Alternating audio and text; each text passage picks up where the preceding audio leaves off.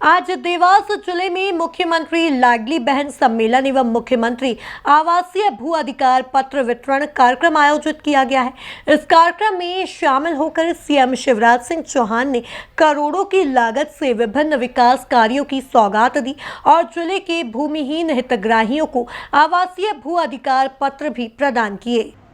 सभा को संबोधित करते हुए सीएम शिवराज सिंह ने कहा कि पहले बेटियों के साथ भेदभाव किया जाता था, तब मेरे मन में विचार आया कि बेटी को वरदान बनाना है। मैंने संकल्प लिया है कि मध्य प्रदेश की धरती पर अगर बेटी पैदा होगी तो लखपति बनकर पैदा होगी।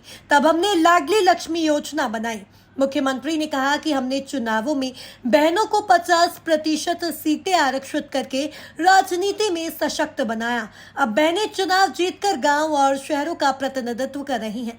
पुलिस की भर्ती में भी 30% आरक्षण देकर उन्हें शासकीय सेवा करने का अवसर दिया। शिवराज सिंह ने कहा कि प्रदेश में 43,90,000 लाडली लक्ष्मी बेटियां हैं। मेरी लाडली लक्ष्मी बेटियां इंजीनियरिंग कॉलेज, मेडिकल कॉलेज में एडमिशन लेंगी तो उनकी फीस चाहे 5 लाख या 10 लाख ही क्यों ना हो, यह फीस उनके मम्मी पापा नहीं उनका मामा भरेगा।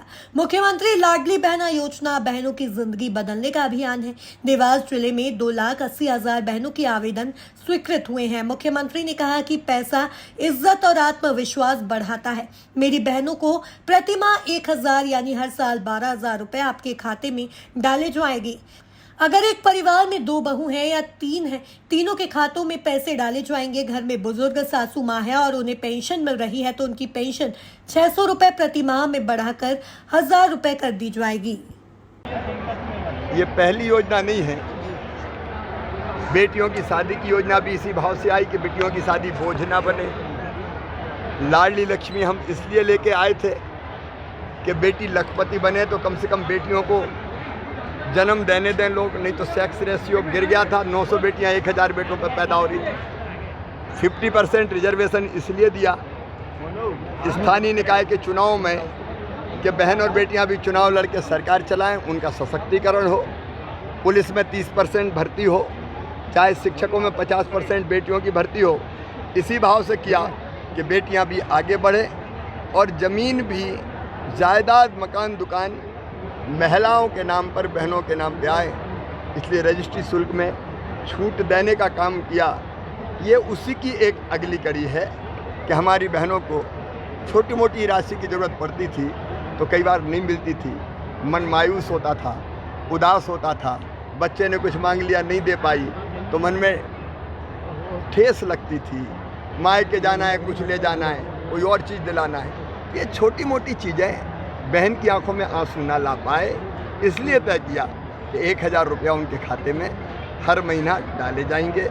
और मुझे खुशी है कि 1,25,00,000 बहनों का रजिस्ट्रेशन हुआ है और 10 जून को पहली राशि उनके खाते में आएगी और बहनों के मन में आनंद और प्रसन्नता। लेकिन यहीं नहीं रुकेंगे हम।